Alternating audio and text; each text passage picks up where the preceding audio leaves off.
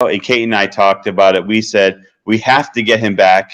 So many people had questions. They didn't get to ask their question because he was here for a very long time, and it was really incredible. And people asked, so he's back.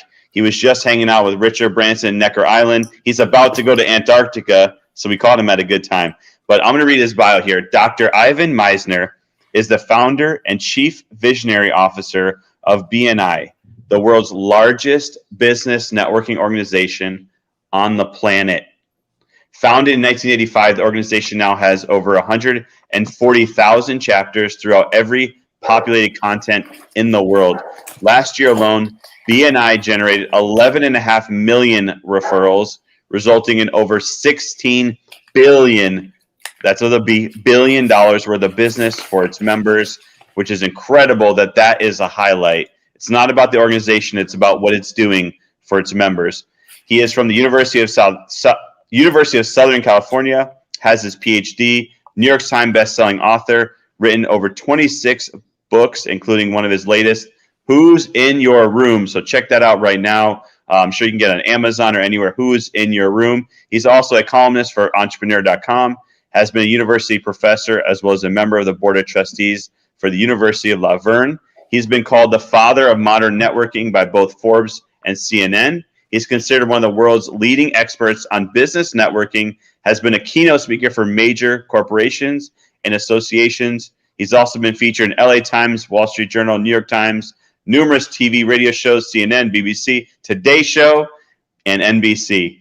So among his many awards, which we were highlighting earlier, he has been named Humanitarian of the Year by Red Cross and has been the recipient of the John C. Maxwell Leadership Award. He is proud that he and his late wife, Elizabeth, are the co-founders of the BNI Charitable Foundation, which is such a big part of what he does today. He's reached empty nester status. That's exciting, after happily raising their 3 children. Oh, and in his spare time, he is also an amateur magician and a black belt in karate, which I did not even know until now. So maybe he has a magic trick for us. I'm not sure, but welcome, Dr. Ivan. Wow, Dr. Ivan, I have to say. Thank you so much. I appreciate it. And just for the record, it's 10,400 chapters, not 100,000 chapters. I'd like 100,000 chapters, but we have a ways to go for that. That is just so Thanks for having amazing. me back, by the way. Yeah, so exciting. So if you're watching us live, if you're seeing his back, it's not really a backdrop. It's his real office, but it looks so flawless and curated so beautifully. It doesn't look real. Dr. Ivan. Thank you. There's actually a great story that goes with this office. When my late wife and I decided that we were going to buy some property in Austin, we were living in a condo downtown, and I said to her, look, I think we're ready. Get whatever house you want. I don't care. Here's the budget, whatever you want. And she was gone one day. I said, all I want is 3 things. I want to be right on the water. I want my own office. I don't want to turn a bedroom into an office, and I want a wine cellar. Otherwise, get whatever you want. She was gone one day, came back, said, I found our dream home. I came out here and looked at it. It didn't have any one of those 3 things. Not one. And I'm like, really? I just wanted 3 things. And that's when I found out she should have been in sales, because she said, look, there's this empty spot right next to the house. Just build your dream office, honey. Your dream office. And I'm like, ooh, I like that idea. So that's what I did. And she said, look, there's a place under the wine cellar. There's a place under the house. You can turn that into a wine cellar. And so, yeah, it ended up becoming my dream house, but it wasn't when I came and looked at it. There you go. I'm curious, in that wine cellar, what's your favorite wine of all time? Well, I think Quintessa, which is a Bordeaux blend style. Cabernets. I like big, bold, hit you over the head Cabernet Sauvignons. Chateau Montelena is one of my favorite, but Bordeaux style blends, Quintessa, Opus, Insignia, Episode. These are all amazing Bordeaux blend wines that I love. Thank you. Now I feel like I need to eat some steak to match your cab right there. All right. Well, I got 1,600 bottles in my cellar, so there's plenty of space for more wine. Oh, there you go. That's awesome. But Dr. Ivan, Tell us, what was your journey like to get where you are? Well, I grew up in a very low middle income family and neighborhood, but I had great parents who were very supportive. And I was actually accepted to Occidental College with a 50% scholarship. The problem was I couldn't afford the other 50%. So I ended up going to a junior college in Southern California and then a state university in California. And it was my master's and doctorate that I did at USC. And, I started my journey in business working for a transportation company in California as an employee. I was a general manager for a light manufacturing plant for a while and started my own consulting business in my 20s. And that's really what led me to start BNI, as I was looking for referrals for my consulting practice. And I started BNI to get referrals for my consulting practice and to help my friends. And it snowballed. People just kept coming and saying, would you help me open up a chapter? Would you help me open up a chapter? And my Brody moment. Now, do you remember Sheriff Brody from Jaws, the movie Jaws? Yes. Well, Sheriff Brody, towards the end of the movie, he saw the shark for the very first time, and he went into the wheelhouse where the captain was, and he said to the captain, I think we're going to need a bigger boat. And my Brody moment was the end of 1985 when we had opened 20 chapters without trying. And I realized that I had struck a chord in the business community. And that was the point at which I really sat down and created my plan to scale the business, to make it something much larger than what it was. Wow, I have to say, 20 years old, built a consulting firm, created a referral business, and took off. What a journey! Because most entrepreneur would say, "I didn't have that kind of." What do you think works? With business in general, or with BNI? Yes, with business in general. Oh, you know what? I think the biggest mistake that businesses make is they try to do 1,000 things 6 times. You want to be successful in business, you got to do 6 things 1,000 times, not 1,000 things 6 times. And what I have found is that business people are constantly chasing bright, shiny objects. I keep this in my desk. If you're on Clubhouse, you can't see it, but it's this little crystal ball, and it's on a chain. And it's like, people see, these bright, shiny objects, and they go, "Ooh, let's try this. Let's do that." And they keep chasing things that aren't part of the fundamentals of their success in business. And if I have any strength at all as a business person, if I have any superpower as a business person, it's that I am a dog with a bone. I, take something and work it and work it and work it and work it. So I think if you want to be successful in business, you got to do 6 things 1,000 times, not 1,000 things 6 times. And by the way, it doesn't have to be 6. It could be 5. It could be 7. But it's a handful of things that you do over and over again. Thank you for sharing that, Dr. Ivan. Now, what was your vision in the beginning as you scale BNI? What was your vision? What was the ultimate vision or your BHAG? Yeah, well, and Kate, please just call me Ivan. So I wanted to help more business people. I mean, in my introduction, you heard we passed 16 billion. We passed almost 12 million referrals that generated 16 billion with a B in business for members around the world. And I really wanted to help more people get business through referrals, because most business people don't know how to do that. And so my BHAG was, I came up with it in June of 1986, 18 months after I started BNI. I went to the library because, you didn't have anything like Monsieur Google where you could just look up stuff online. I had to go to a library, check out books, look at reference books for populations. And I wanted to figure out how many chapters could BNI have someday. And I calculated that BNI could have more than 10,000 chapters someday. And I remember telling a friend of mine this in June of 1986, when we had 10,000 chapters. And he said, and how many chapters do you have, Ivan? I said, 30. He said, 30? And you think you could have 10,000? I said, yeah, I really do. He said, well, it's good to have goals. Good luck with that. And we hit 10,000 chapters in the middle of COVID in December of 2020. We passed the 10,000 chapter mark. Wow, what achievement. And I can't believe it. You got it. I mean, at the end of the day, it's needed for entrepreneurs more than ever. Mm-hmm. Yeah, it really is. Business people need referrals, and most business people don't really know how to generate them. And so what we've tried to do in BNI is to codify a system to do that. I went to a lot of networking groups as a young man that I felt were very mercenary. Everyone was trying to sell to one another. And then I went to these other groups that were very social. It's happy hour and hors d'oeuvres. And I didn't like either of those. The mercenary groups, I felt like I'd been slimed and I needed to go home and get a shower. The social groups were a waste of time for me. What I wanted was something that was business focused, but not totally transactional, and relational, but not totally social. And the glue that would hold it together is this principal core value of giver's gain, this idea that if you want to get business, you have to help other people get business.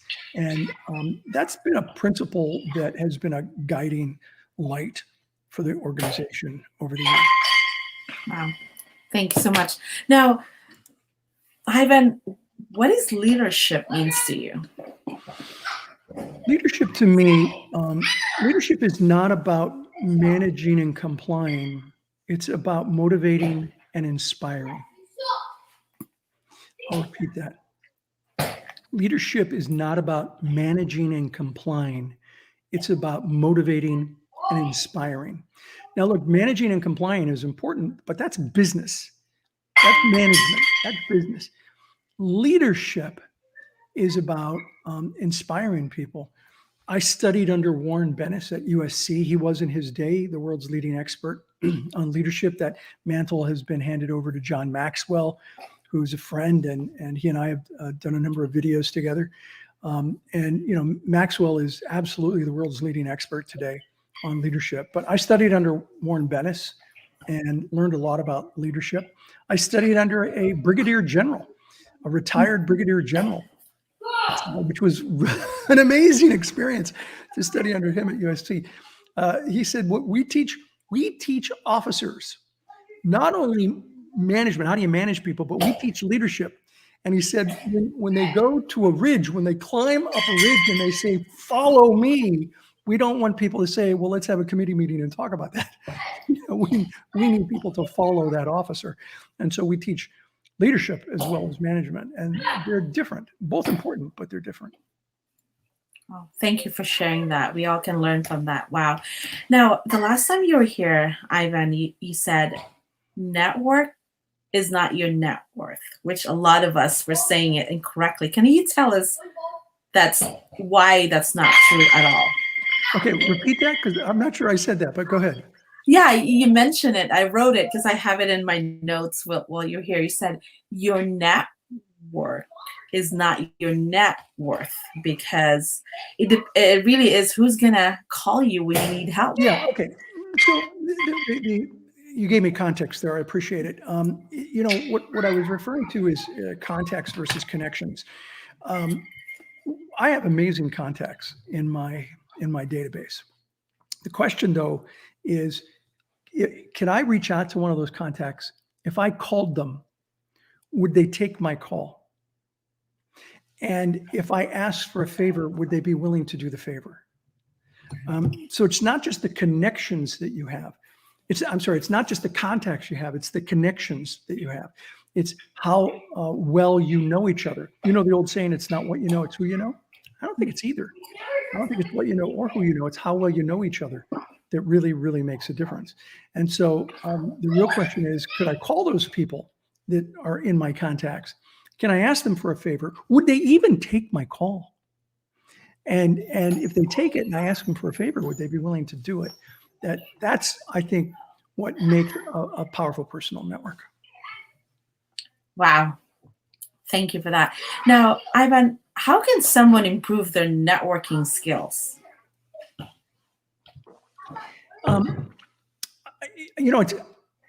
There's a mindset and a skill set. to networking. And you need to understand both. But the whole thing starts with the right mindset. And the right mindset begins with the concept that I call the VCP process: visibility, credibility, profitability. You have to first be visible. People have to know who you are and what you do. Then and only then can you move to credibility, where people know who you are, they know what you do, they know you're good at it. And that one takes time. But when you get to credibility, then you can move to profitability, where people know who you are, they know what you do, they know you're good at it, and they're willing to refer business to you. What tends to happen is that most people use networking as a face-to-face cold calling opportunity. Hi, my name's so-and-so, let's do business. And they try to jump over visibility, over credibility, get right to profitability. In one of my books, I call that premature solicitation, which you don't want to say fast 3 times, it'll get you in trouble. But I see that happen in networking groups. So, you go to networking groups to work your way, in my opinion, to work your way through the VCP process, through visibility, through credibility, through profitability. And the process is a marathon, not a sprint. It is a marathon. It takes time to build relationships with people. Networking is more about farming than it is about hunting. It's about cultivating long-term relationships with other people. So that's the mindset. The skill set, I could talk for hours about the various skill sets that are necessary to build a powerful personal network, but you need to look at both mindset and skill set. So I have a couple questions on that. I have a couple questions on that. I forgot to unmute myself on Clubhouse. So you bring up a good point, and this is something I'm really bad at. We were just at an amazing event with some incredible people. However, though, I'm the worst in networking environments. I don't know what it is. I like clam up. I can't talk. I get nervous. I don't know, something about it. What do you tell the people that when they get around a lot of people, they just don't, it just becomes very difficult for them to open up versus when you're in the small environments? There's just something about being around people that I don't know. I'm horrible at it. So, a lot of people will ask me, or they'll say to me, I'm an introvert. I have a hard time networking. I have a hard time connecting with people. And I understand that. I'll tell you a true story. About 15 years ago, and you can find this on my blog. If you go to ivanmisner.com, you can find this article. I'll give you the title of it in a minute. It was probably 15 years ago, maybe a couple more than that. And I was at home with my late wife in LA, and we were talking. It was one of the few nights where the kids were at some school event that we didn't have to be at. And it was just the two of us. It was really nice. And I said something, I don't even remember the topic, but I said something about, oh, well, honey, you know me, I'm such an extrovert. And she said, no, you're not. And I'm like, what? Of course I'm an extrovert. I run the world's largest networking organization. I'm a keynote speaker. Of course I'm an extrovert. And she's like, hey, whatever you say, sweetie, but not so much. And so I'm getting annoyed with her because she's telling me that I'm basically an introvert, and she's reading this book called The Introvert and Extrovert in Love, and she's telling me how I'm an introvert. And one of the things in there is that introverts recharge their batteries by being alone. I'm like, well, that kind of sounds like me, but I am not an introvert. So I go into my office in LA, in my home office, and I get on Google and I find a test, and I take this test, and it says, congratulations, Ivan Misner, you are an introvert who is a situational extrovert. And that blew my mind. By the way, the article is OMG, I'm an introvert. You can find this at ivanmisner.com. I wrote it the next day. And it hit me, the kind of network I started. I could have started anything. Big mixers, hundreds of people mingling, but no, I get uncomfortable meeting people in a large environment. I have this technique where and it just like so much fell in line for me when I realized this. I have this technique where when I go to a networking event that a large networking event, and I don't know a lot of people, I have someone introduce me around. Somebody who knows the people, or if it's at a BNI event, somebody who is helping to run that BNI event, I have them walk me around and introduce me, because I don't like just walking up to strangers and introducing myself. So I am here to tell you that introverts can be just as good. A lot of people think I'm pretty good at networking. Introverts, I believe, can be, and by the way, it said you're a situational Sure. extrovert. So when you are talking about a topic that you are passionate about, you come across as an extrovert. Otherwise, you're an introvert. Go apologize to your wife. It didn't say that, but I did. So the thing with being a situational introvert is that I created a network that was about having, smaller groups of people, 30, 40, sometimes less, sometimes more. You meet every week, you get to know each other, you build relationships. And it hit me, this is perfect really for introverts. Introverts can be great at networking because I think a good networker has 2 ears and 1 mouth and uses them both proportionately. So introverts are really good listeners. They're better listeners than extroverts. Extroverts love to talk. And what's their favorite subject? About themselves. Themselves, yeah. So, introverts and extroverts have a strength and a weakness when it comes to networking. Extroverts have no problem meeting people, but their favorite topic is themselves. Introverts have a hard time meeting people, but they're good listening. A good networker, 2 ears, 1 mouth, uses them both proportionally. So, I think being an introvert is fine. There are techniques that you can use to help you connect with people more effectively. Wow, Yeah. that was awesome. That actually makes me feel so much better. I have to say, I forced myself to network in Yeah. Austin, and it's exhausting mentally. I can't Yeah. force myself where I'm not. Like, I would rather be a listener, but it's amazing. But I love how you said, Ivan, that building a relationship, it's not hunting, it's farming. What are some of the things that people are doing it wrong when it comes to building a relationship with amazing people? Like, for example, you yourself or Richard Branson, or what are some of the things that people are doing it wrong? Well, they're using networking as a face-to-face cold calling opportunity when they're networking peer-to-peer. When they're networking up, networking with somebody above their weight class, who they think is more successful than they are. I think the biggest mistake they make is trying to sell to the person too quickly, which is a mistake most people make, but it's particularly a mistake if you're networking up. And the reason for that is people like Branson and really, really successful business professionals, everybody and their mother is trying to sell something to them. So if you want to be like everyone else, try to sell something to them. And let me tell you, you want to ruin the relationship quickly, do that. Instead, what you want to do is add value to them. So you want to find out what they're interested in. What are they working on? What are they doing? And when you find out what it is that they're working on or what they're doing, see if you can add value. See if there's something you can do to help them. And if you go to my blog, again, at ivanmisner.com and do a search on Branson, you'll see on a couple of my visits to Necker Island, I asked, I talked to Branson about some of the things he was working on, one of his books, and this idea of the B team, the business team, where business can be noble and do things in communities. And I said, how can I help you promote this? And he said, well, get it out to your network. And I said, would you like to do a video? And I'll promote it on my video. And he said, yeah, of course. So rather than ask him for something or ask him to do business, I asked him, how can I help you? And so, so far he has generally said, well, you could do this, and I'm happy to do it. And that's the best way to build value, especially if you're networking up. Hey, Kate, just really quickly on that. Thank you, because that I think clears up a lot of people want to say, how could I add value to somebody like Richard Branson or Ivan Misner? What do you say to people like that? Maybe they don't have that network. Is there something else that people can do who might say, wow, this person is so untouchable? How can I add value to them first?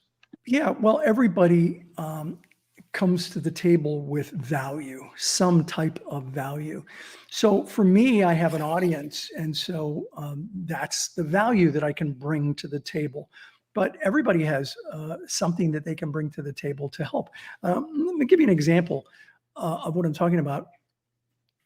I had an associate who came to me once, and he was in an organization that I'm in, and he really does a lot of work with online website promotion stuff. And he came to me with this idea, and I said, his name was Alex, and Alex said, hey, you should try this. And I'm like, "Yeah, I'm open to it, but my budget is set for this year." And he's like, no.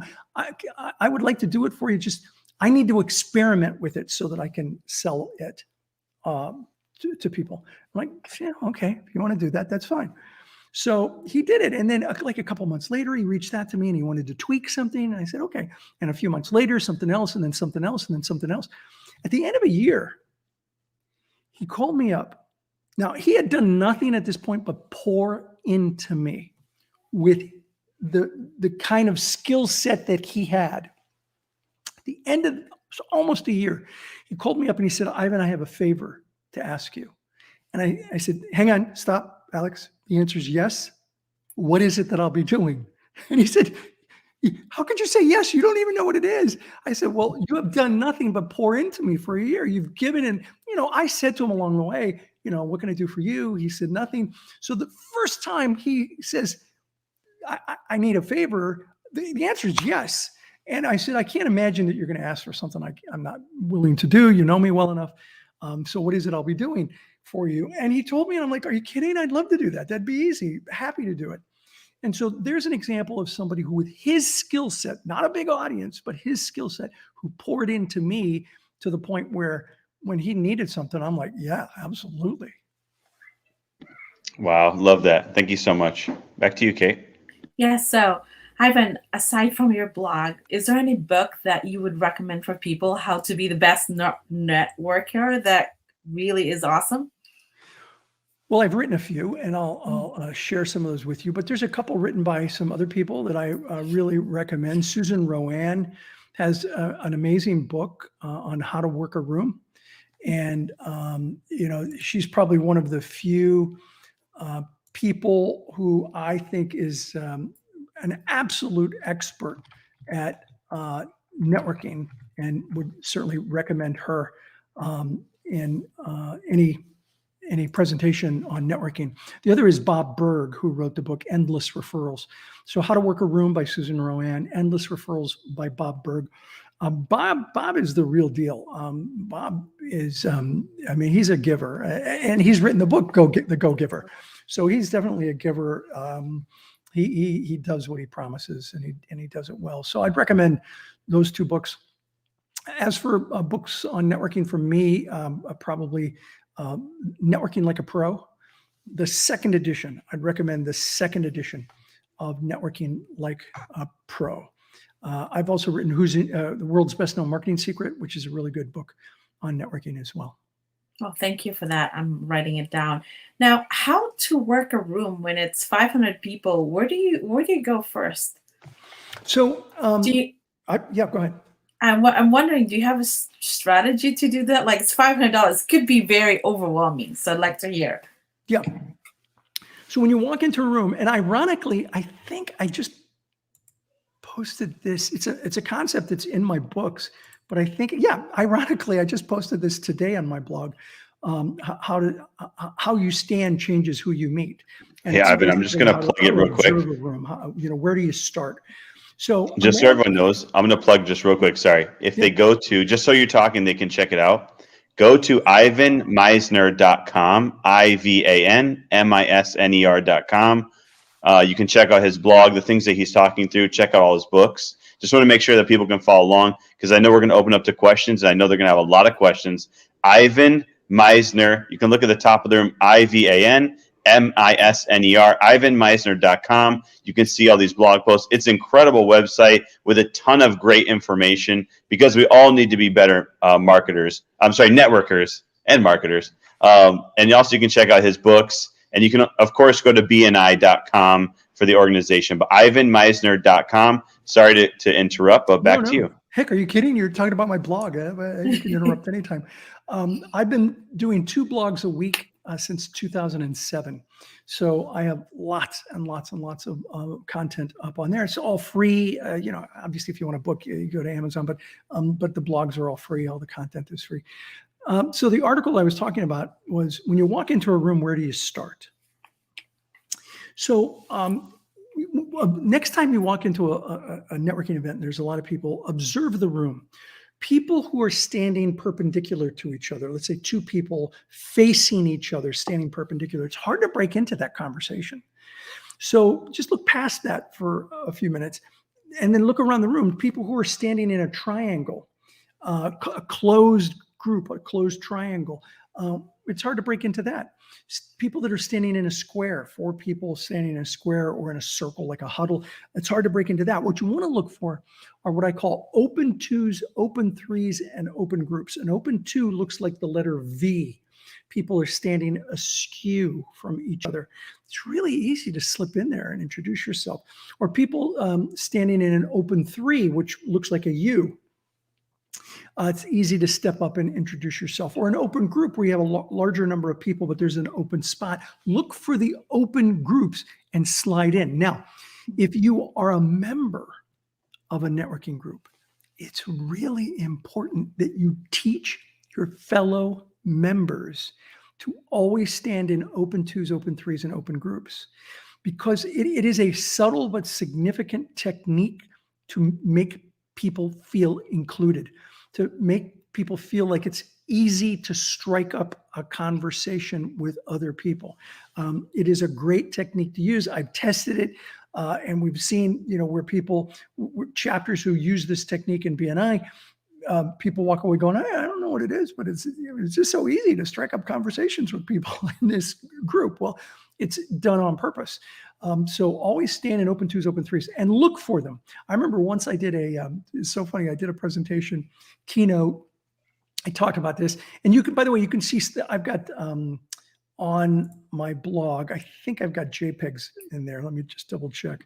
And then, so everyone go to ivanmisner.com. Yeah, so you can follow along. And you can see the JPEGs, or a JPEG at least, and use that as a model of what I'm talking about.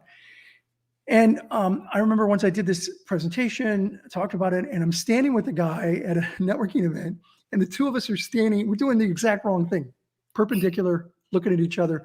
And he looks at me and he goes, this is a closed 2.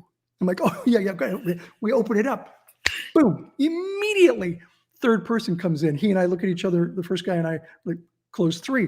We open it up, boom, 4th person, 5th person, 6th person, 7th person. The group got, the circle got to like 8 or 10 people before I stepped to another group. But I mean, that's the way it works. Look for people in open stances. It's such a simple technique, but a lot of what I talk about is simple. But it's not easy. If it were easy, everyone would do it. And they forget. And so these techniques are very effective. Hope that answers that. That's really awesome. Now, this really happened to me over the weekend or the last few days. How do you recover from saying something stupid because you're nervous?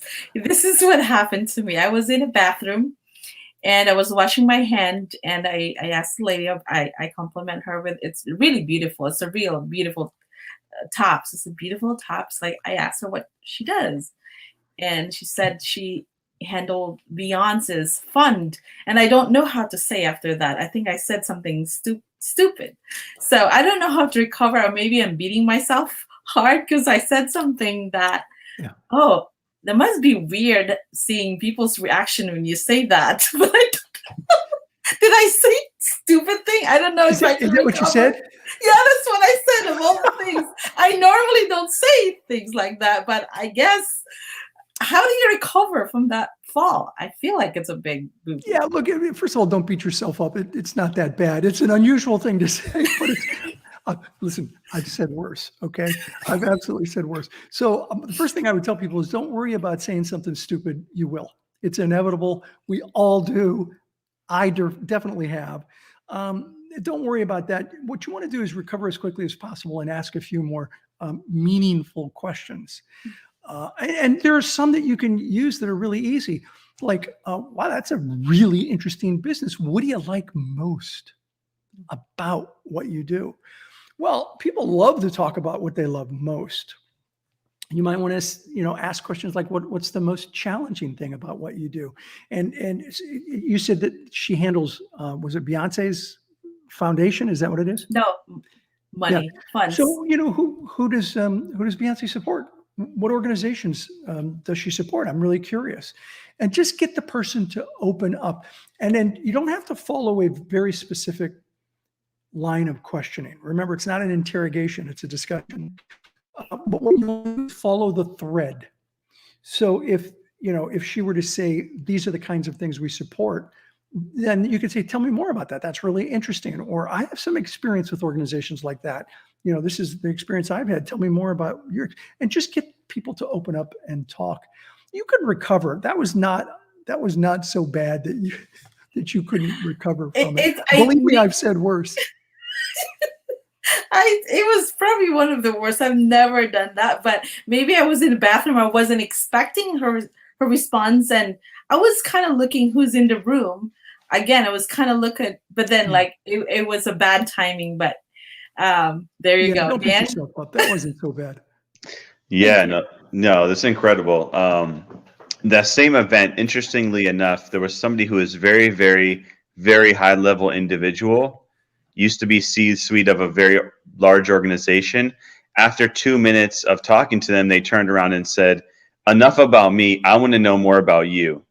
And that person, out of all the 50 people that we met that day, I remember that person. So I love what you're saying around asking questions about the person. And then you gave everyone those two examples, the challenging, what do you love? These are great openers. We're all amateurs when it comes to networking. And I think that's why so many people are here. Just so everybody knows, I pinned to the top your website, ivanmisner.com, so they don't have to remember how to spell it. It's right at the top of the screen. All you have to do is just click the top of the screen, goes right to his blog, his website. So just tap literally the link. We pinned it to the top. Really simple. Tap that, go to his website. You can check out his books, his blog, 2 blogs a week for a long time. There's a whole lot of information to read. And we all need to be better at networking, especially since I know I've done the most networking the last few months than I've probably ever done. I think everybody right now is going to conferences, is going to events, and we all need to be better. I wish we had this conversation a week ago, by the way, because I know a few days ago I could have done a much better job at networking. So I appreciate that. But I think we can go. Kate, do you have any more questions, or I can open up to audience? Yes, I have one last question. These are great questions, you guys, by the way. Oh, thank you. Ivan, how do you want to be remembered? It's funny. The more gray hair I get, the more often I'm asked this question. What do I want my legacy to be? And I think your life is your legacy. How you live your life is how you're remembered. Let me give you a variation of a quote by Jean-Paul Sartre that I read in college, and I love this quote. I'll paraphrase him. He said, we all die too soon or too late, and yet our life is complete at that moment, with a line drawn neatly under it, ready for the summing up. We are our deeds in life and little more. And I think that summarizes what I think a legacy is. It's not what you want, it's how you lived and how you affected people.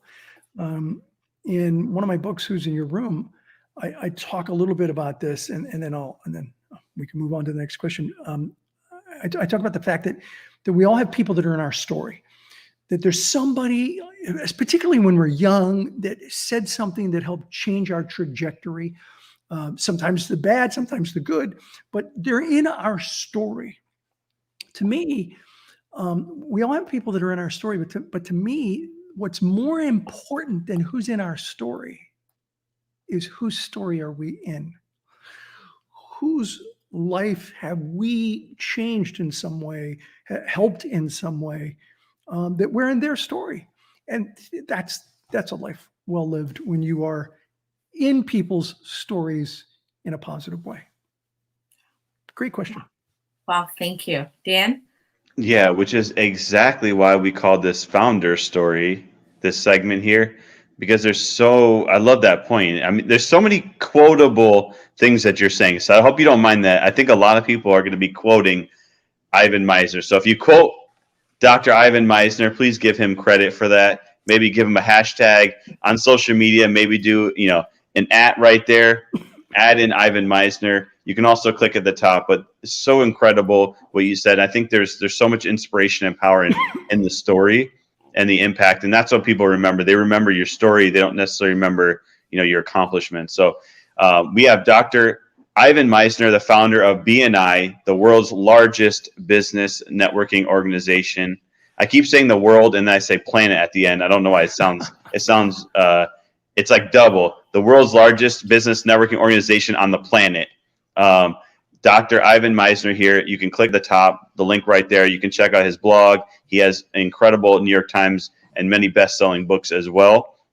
Also, of course, you can go to BNI.com with his organization. And I remember going to one, I want to say it was maybe 15 years ago. Throughout my life, I've gone to different types of BNI, first in Florida, one in New Mexico, and then also in California. And I've met some great people that are even, somebody who became a great friend of ours as well. So I want to open it up to questions here, and I want to see who has a question. Before we do that, somebody did ask real quick. I've never seen this before. When is your birthday? June 30th. All right. Somebody asked what. So you might get a present in the mail. I don't know. Right. June 30th. I was born in 1956, so I'm 65 years old. All right. So June 30th. Somebody asked, what is the day of your birthday? So I don't know why, but there you go. You might get a great greeting card. So I would love to see who. Let's go to Dimple first. Dimple, Renee, Michael Butler. Welcome, Michael Butler. So Dimple, Renee, Michael Butler, and then we'll keep it going. Over to you, Dimple.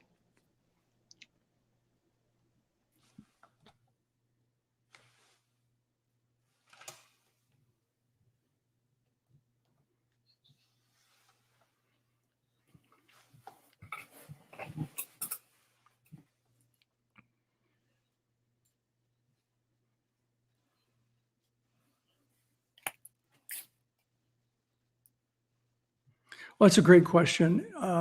We had almost 10,000 chapters when COVID hit, 9,700 groups, all meeting every week, 9,700 weekly meetings in person. So we had to pivot very quickly. Luckily, I've got a CEO who runs BNI who was absolutely visionary on this topic, and he saw that COVID was going to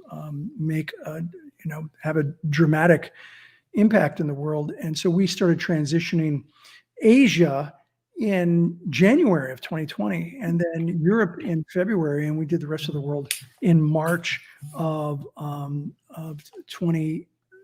The whole world transitioned to online. And so all of our chapters are meeting online for the better part of a year. We still have chapters that are meeting online. We have 700 chapters who started online, and they may continue to be strictly online. What we are suggesting to BNI chapters now is they can do what they'd like. They can either go back to meeting in person. I started the organization meeting in person, so I'm in favor of that. But I also recognize that the world is changing. Back to that topic. And so some want to meet in person again. That's fine, as long as it's safe and you remain safe, meet in person. Some want to just meet online, and that's fine.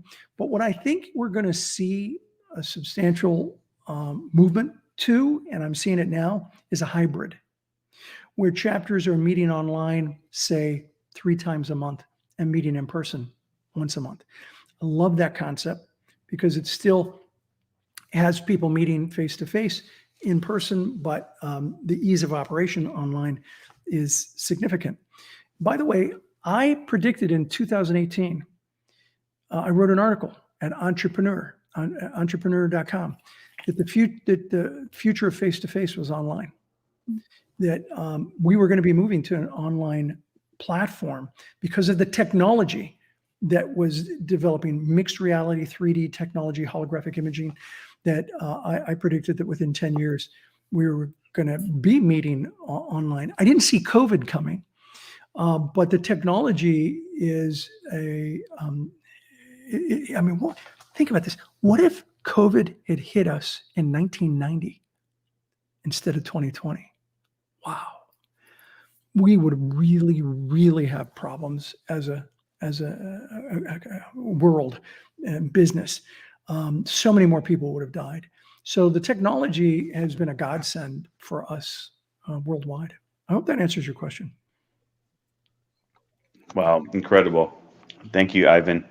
All right, great question too, Dimple. Appreciate that. So I wrote it down here. We had Renee, Michael Butler, then Diamond Diva, and then Bali Paul and Katrina, and then we'll go from there. So Renee, Michael Butler, Diamond Diva, Bali Paul, Katrina. Over to you, Renee, and great to see you.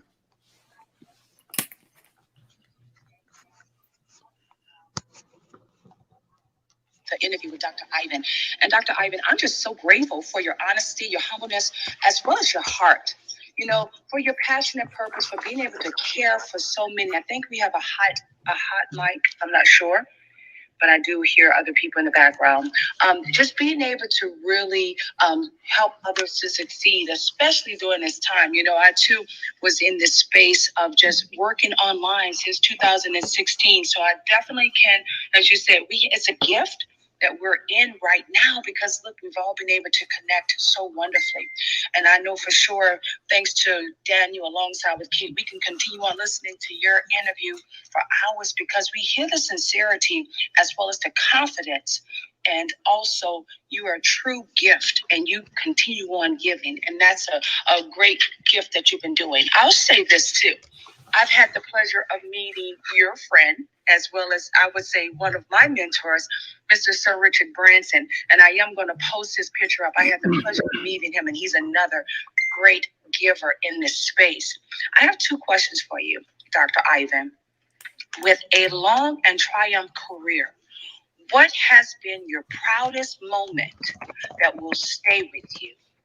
And then the second question is, I know with everything that you do, it's so important to understand, how do you juggle the fatherhood as well as the entrepreneurship, still while making time for yourself?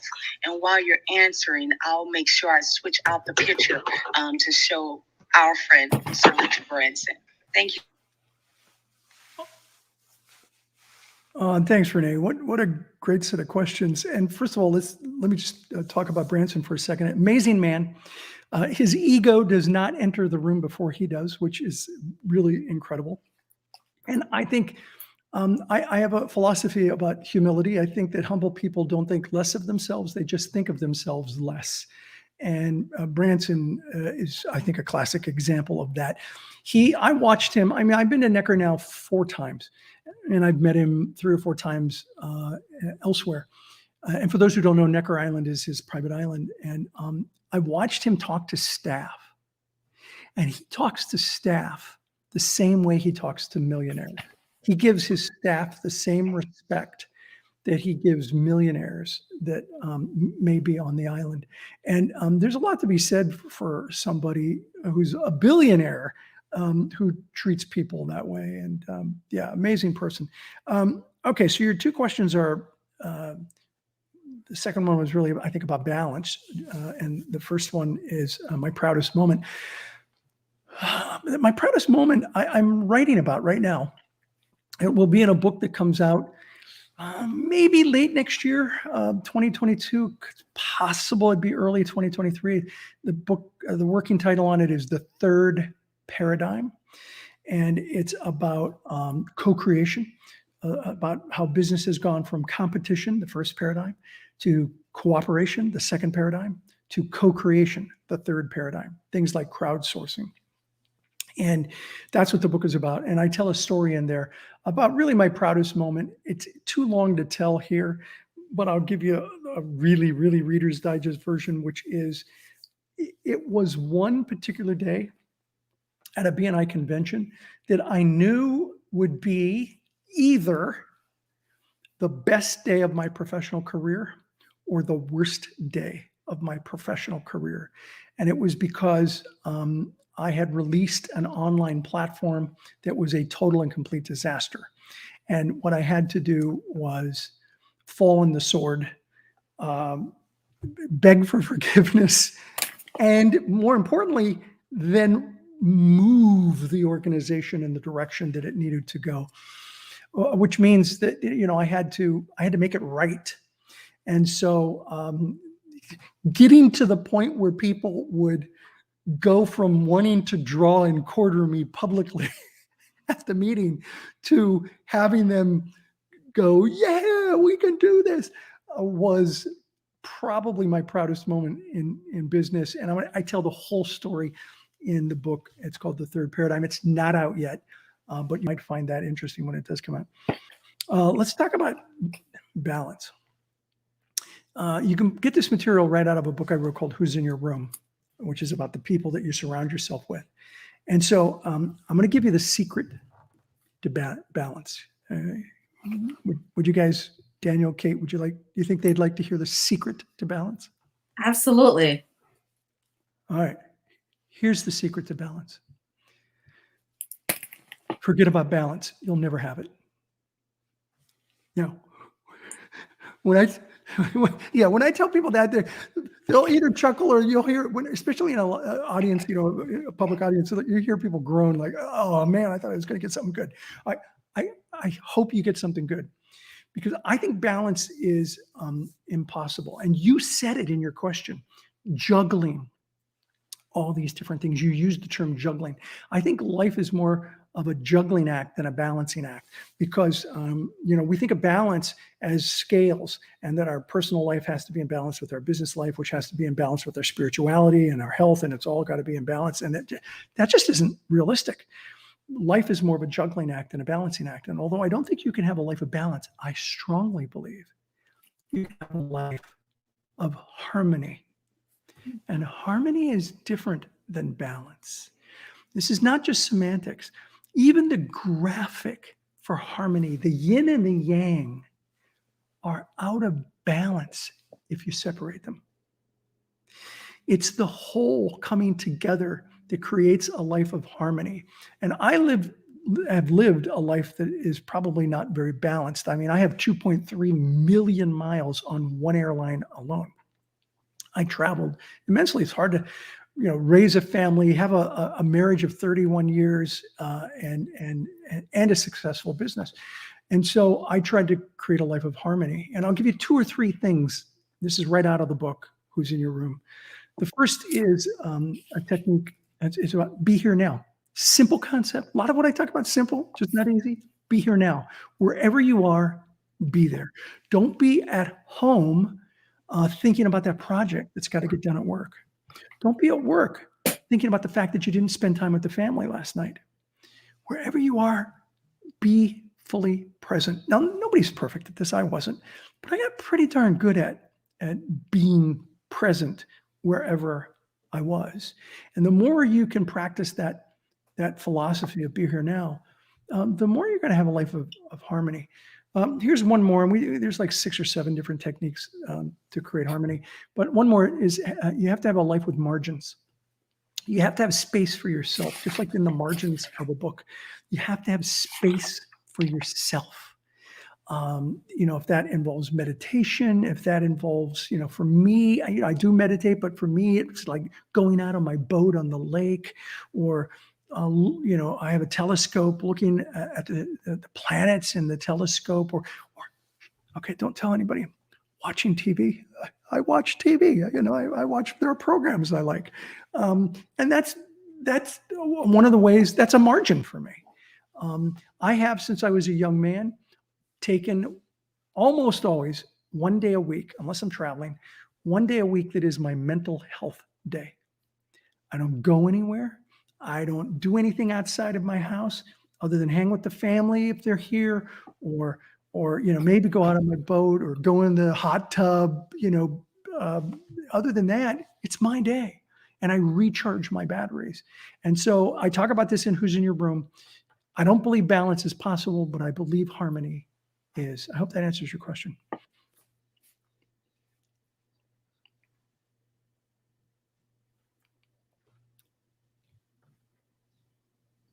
Yeah.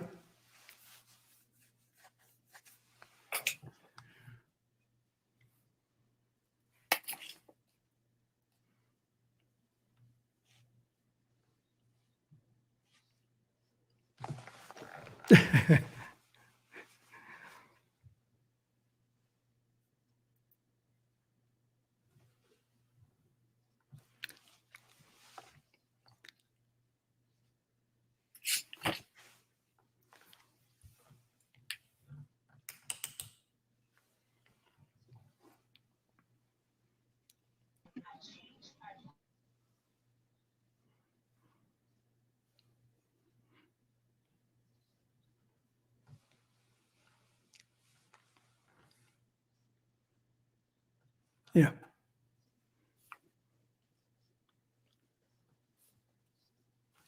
Yeah. Thank you, Renee. Thank you. I appreciate it. And you're right. You didn't say balance. I threw that in there when you used the term juggling. And I hope that, again, I hope that answers your question. It was a great question. Awesome. Thank you so much, Ivan. Thank you, Renee. Always great seeing you as well. So founder of BNI, Ivan Misner. Ivan, how much more time do you have? Just so Oh, I've we got know. at least a half an hour. I'm speaking by Zoom to China in an hour. So I've got a hard stop in an hour for sure. All right. So we'll just make sure I have Diamond Diva, Michael Butler, Katrina, Bali Paul. Sorry if I screwed up the order, but Diamond Diva, Michael Butler, Katrina, Bali Paul. We'll go in that order. So please, if you could just get quickly to the question so everyone can answer. Diamond Diva always asks very, very insightful questions. So get ready because this is going to be a good one. I know that. I'm sitting down. There you go. Don't fall out of your chair. I just want to make sure that everyone checks out. Just click the link at the top, Dr. Ivan Misner. You can go to ivanmisner.com. All you have to do is tap the link at the top so you can learn more about him. But Diamond, over to you. This is Diamond, and thank you so much, Daniel and Kate, for bringing this beautiful space. Absolutely. Click on that greenhouse. We're doing the club today. Diamond Diva here. So great to see you, Dr. Ivan Misner, again here in this beautiful space. And as always, I'm learning new things every time that you share. And my question is in regard to something that you shared in your book, Who's in Your Room? And so when we think about the people that we surround ourselves with, the network, if you will, it really is important that we have the right people, because guess what? They're dropping those gems and those seeds that grow in our subconscious mind and really impact how we view ourselves in the world, our mindset. And we truly are the average, like Jim Rohn says, of the 5 people you surround yourself with. And with that in mind, what advice would you advise for people to be able to discern, are these the right people in my network? And what would you do about that if you found out they were not? This is Diamond, and I'm complete.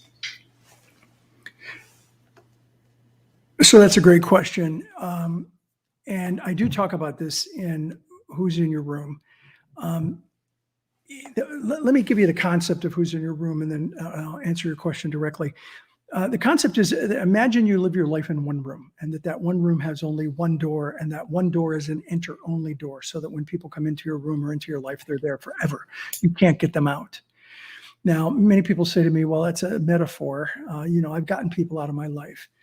And so what I'd like all of you to do, Diamond, what I'd like you to do, everyone who's listening, Daniel, Kate, everyone, I want you to think of somebody that you got out of your life.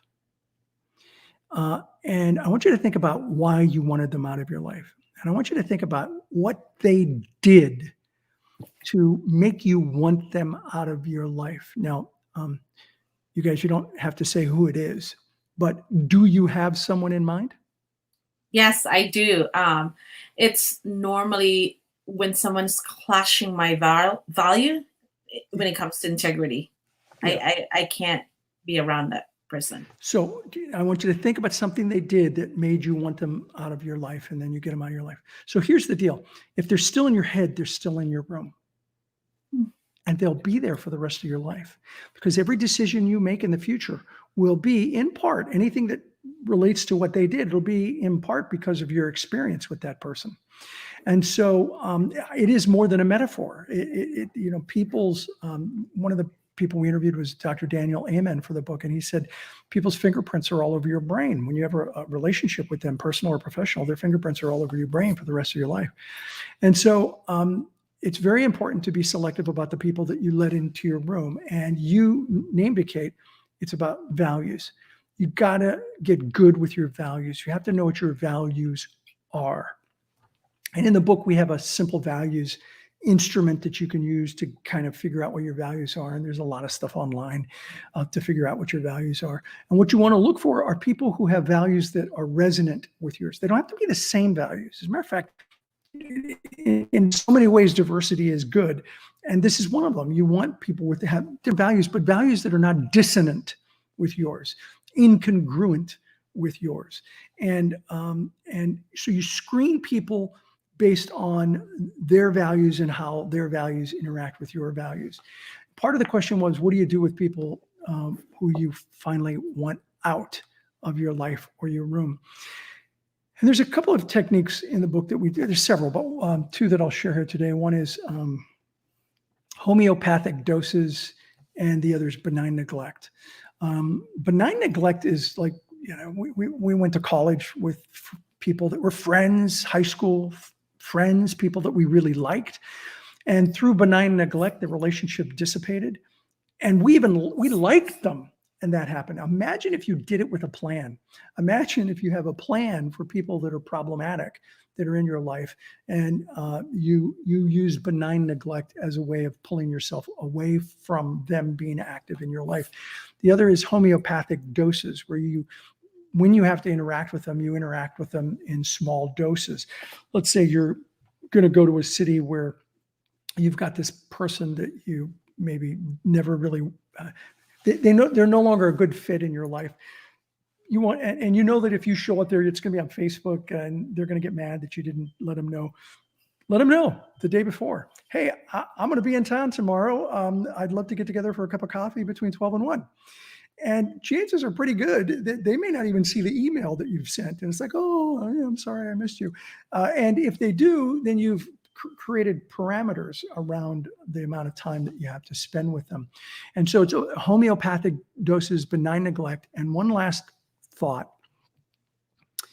Someone might be in your life like family members. They might be in your life, but their baggage has to stay out. This story is not in the book, but it will be in the second edition that we're working on. And then I'll take another question. I had someone who told me that she had someone, a family member, who would come to family dinners, and they'd have these big family dinners. And at every family dinner, she said this relative would throw in a verbal hand grenade into the room. And people would get upset, and there'd be arguments and fighting and crying. And she just kept doing it. And so the family got together without her and said, how are we going to deal with this? And she actually talked about my book and different techniques. And they decided, I love this. They decided that the next time she did it, that everyone would look at her and say, oh, interesting. Okay. And then turn back to their conversation. Ignore it. No matter how hostile the statement or the grenade was, just ignore it. And you know what happened? That woman stopped coming to most of the dinners. She was getting something out of winding people up. And when she could no longer wind people up, it wasn't fun for her anymore. And so she went to very, very few dinners. And when she did, and she threw in a grenade, everyone was like, oh, interesting. Okay. And just ignored it. Very effective technique. You may be in my life, but your baggage has to stay out. Wow, what a timely advice before Thanksgiving. Yeah. Love that. Thank you. Thank you, Ivan. Great question, Diamond, as well. Appreciate that. We're going to go to Michael Butler here in a second. Diamond, were you going to jump back in?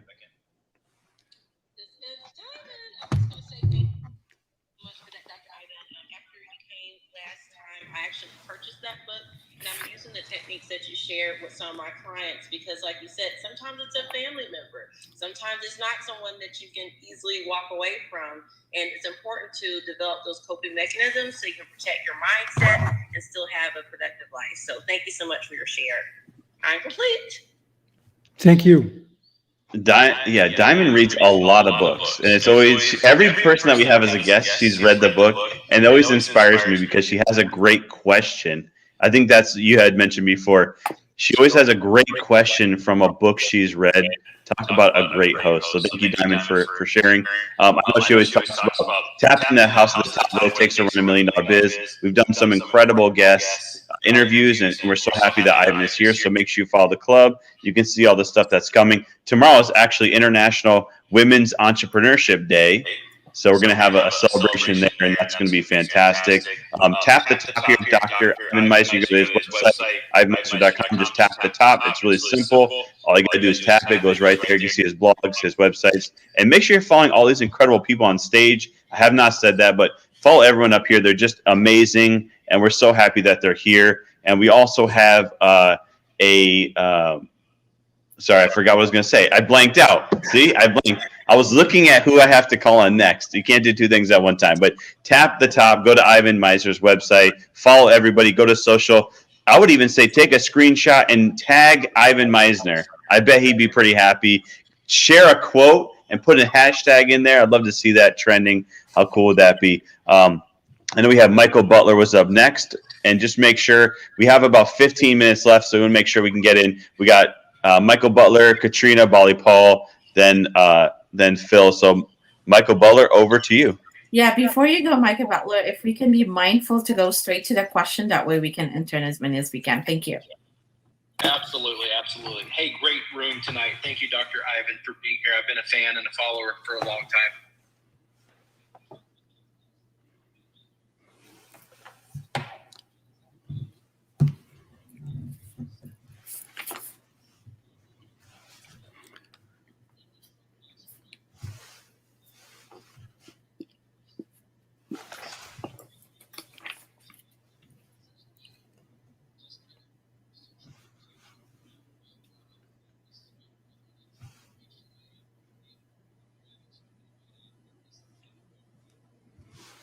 Thank you, Michael, and everyone. Please call me Ivan. So it's a great question. Let me give you a technique that I talk about in a couple of my books, including Networking Like a Pro, the second edition. It's called the 24/7/30 follow-up system. 24/7/30. Within 24 hours, reach out to somebody that you meet either through a Zoom networking event or in-person networking event. Reach out to them, send them an email, or do something really crazy like send them a card or something through the mail. I love send out cards. I'm a client. I don't sell send out cards, but I love send out cards. It's a great organization where you can send a card by going online, but it sends it through the mail. Nobody gets stuff through the mail anymore. So within 24 hours, send them a note saying, hey, it was great meeting you. I enjoyed our conversation on whatever, and I hope our paths cross again. That's it. Don't sell to them. Within 7 days, connect with them on social media. So when you're talking to them, find out what social media platforms do they use. Do they use Clubhouse? Do they use Facebook, LinkedIn, Twitter? Where are they? And Instagram. Find out what their favorite one is. And that's what's important, is find out what their favorite one is. And I learned this really from my kids, because my eldest daughter, when she was 17, I would call her and she wouldn't answer. But if I texted her, boom, she'd answer immediately. And then I remember saying to her, honey, this is a phone that you have. You can actually talk into it. It's like, yeah, Dad. She said to me, Dad, you're not only not with it, you're not even near it. Like, okay, well, you still have to be home at 10 o'clock. So then my next daughter was, if I called her, nothing. If I texted her, nothing. For her, it was WhatsApp. I had to WhatsApp her. And then my son, he didn't like WhatsApp, text, phone. He was a gamer, is a gamer. And so I knew that Steam had an instant messaging platform on their games. So I was in my 50s. I downloaded Steam. I bought a game so that I could instant message my son, and he would respond immediately. I tell you that because you want to go where they are, not where you like to hang out, but where they like to hang out. If you want to really network with this person, that's what you got to do. You go where they are, not where you necessarily are. And so find out what social media platform they like the most and go there. Now, just for everyone, I'm on all of them, but I probably am a little more active personally on Facebook than the others, my public Facebook page. So find out where they are, go there within 7 days and make comments, interact, don't sell to them. Then within 30 days, reach out to them and ask to do a one-to-one, where you can learn more about them, find out about what they do. Hopefully they're willing to meet with you and tell you what they do and hear what you do. And again, don't sell to them. Don't sell to them. It's about building the relationship, not closing a sale. Look, even a blind squirrel can find a nut. You'll fall over business. It'll happen from time to time. But what you want to do is build relationships with people. And so 24/7/30 follow-up system, it's about building a relationship with people. Great question. Incredible. Thank you, Michael Butler. Awesome. This is the master of publishing and networking as well, Michael Butler there. Thank you, Ivan Misner. Click the top. You can follow along. We have about 12 minutes left, so check out his website. Up next, we have Bali Paul, then Katrina, then Phil. We'll see what we can get through. So Bali Paul, over to you, then Katrina. Make sure we are getting straight to the question. Thank you so much. Yeah, the problem is I'm taking too long with the answers. No, you are good. Because Ivan, this is a privilege. My question is this: I remember Charlie Lawson when I was in the UK at a meeting. He was briefing the group on Giver's Gain and the history of it, and it was inspiring. And what struck me was that you created that philosophy in the mid to late 80s, when the whole of the sales world and the financial world, everyone was taking, it was the greed was good in the movies, and all the stocks and the Wolf of Wall Street and all that were in the heyday, and everything was about taking, and sales was extremely fashionable in terms of closing the deal and all that matchup. And what you did was you went the other way, and instead of taking, you taught people to give. Where did you get that inspiration from? Because that was a masterstroke. And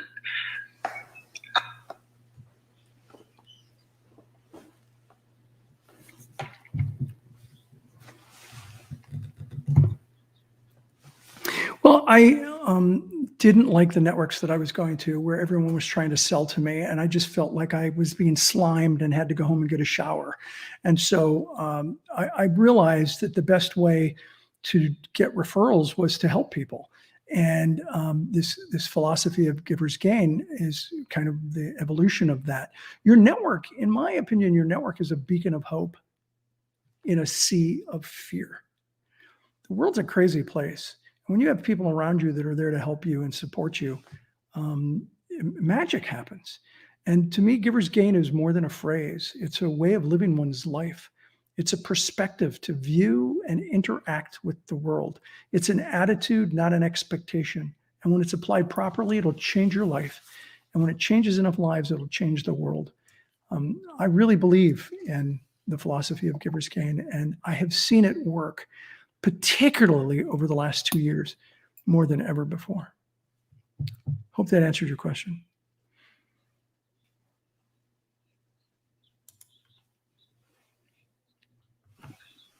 Thank you. Incredible. Yeah, thank you, Bali Paul. Thank you, Ivan. Katrina, you are up next. We have about 5 minutes left, so Katrina, over to you.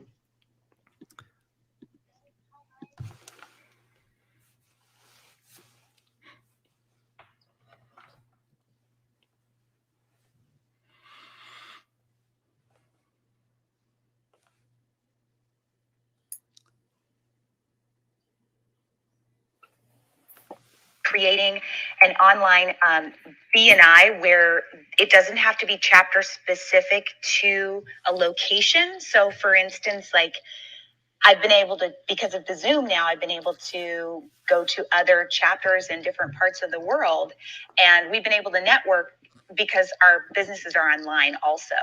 So do you see like a different type of BNI additionally being created for just online businesses that don't need to be brick and mortar or in the area close to other business owners to just have this? I hope that makes sense. It does. And the answer is it within the realm of possibility? Yes. But it's a little more challenging for a couple of reasons, some of which you might not be aware of. But one of the things that we really believe in is the power of meeting in person. And so if it's not geographically based, it's going to be very difficult to meet in person. And maybe that'll change someday with, like I said, with the holographic images. But BNI is locally owned and operated.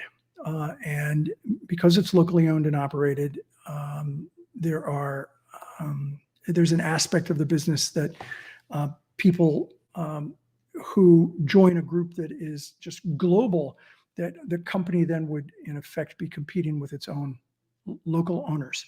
And so we have to get past that issue. And there are ideas to get past that issue that will make it viable. I think it's inevitable that BNI is going to be a platform that is both online and in person. And it's hard to predict when that transition of mostly online is going to take place permanently. But I think it's inevitable. As I said in that article on Entrepreneur, that it's inevitable that technology is going to change things. We're going to be disrupted. And I want BNI to lead the disruption, not be disrupted. A lot of people don't know, but Kodak invented the digital camera. They invented the digital camera and they licensed it out to other companies. How'd that work out for them? You know, there was an executive with Kodak who said, who's going to, they didn't want to compete with their film processing business. And one of the executives said, besides, who's going to look at photographs on a computer? And nobody wants photographs on a computer. And, you know, they were not thinking ahead. So we're trying to think ahead. We are taking that into consideration, but it's a little more complex than people might recognize at a glance. I hope that answers your question. It was a good question.